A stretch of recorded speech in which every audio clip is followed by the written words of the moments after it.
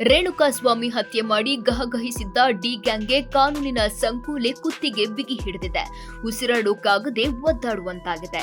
ಜಾಮೀನು ರದ್ದಾದ ಕಾರಣ ನಟ ದರ್ಶನ್ ಮತ್ತೆ ಜೈಲು ಪಾಲಾಗಿದ್ದು ಸದ್ಯ ಜೈಲಾಧಿಕಾರಿಗಳಿಗೂ ಡವಡವ ತಂದಿದೆ.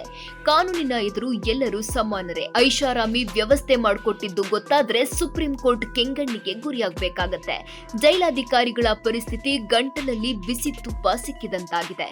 ನಿನ್ನೆ ಪತ್ನಿ ವಿಜಯಲಕ್ಷ್ಮಿ ನೋಡಲು ಬಂದಾಗ ಜೈಲಾಧಿಕಾರಿಗಳ ಬಿಗಿ ಕ್ರಮದ ಬಿಸಿ ತಟ್ಟಿದ್ದು 2.5 ತಾಸು ಜೈಲಿನ ಹೊರಗೆ ಕಾಯುವಂತಾಗಿದೆ.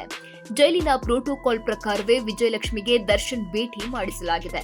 ಪರಪ್ಪನ ಅಗ್ರಹಾರದ ಜೈಲು ಅಧಿಕಾರಿಗಳು ಹಾಗೂ ಸಿಬ್ಬಂದಿಗೆ ಸುಪ್ರೀಂ ಕೋರ್ಟ್ ಭಯ ಶುರುವಾಗಿದೆ.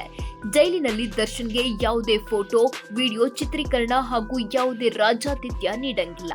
ಅಪ್ಪಿತಪ್ಪಿ ಯಾರ ಜೊತೆಗೂ ಫೋಟೋ ತೆಗೆಸಿಕೊಂಡ್ರೆ ಕಷ್ಟಕ್ಕೆ ಸಿಲುಕಲಿದ್ದಾರೆ. ಪರಪ್ಪನ ಅಗ್ರಹಾರದ ಜೈಲಿನ ಅಧಿಕಾರಿಗಳ ಕೆಲಸಕ್ಕೆ ಕುತ್ತು ಬರಲಿದೆ. ಊಟ ತಿಂಡಿಯನ್ನು ಜೈಲಿನ ಕೊಠಡಿಗೆ ಪೂರೈಸುತ್ತಿದ್ದು ದರ್ಶನ್ ಇರುವ ಸೆಲ್ನಲ್ಲಿ ಟಿವಿ ಕೂಡ ಇಲ್ಲ. ಖಾಲಿ ಕೂರಬೇಕು, ಇಲ್ಲವೇ ಪುಸ್ತಕ ಓದುತ್ತಾ ಕಾಲ ಕಳಿಬೇಕು.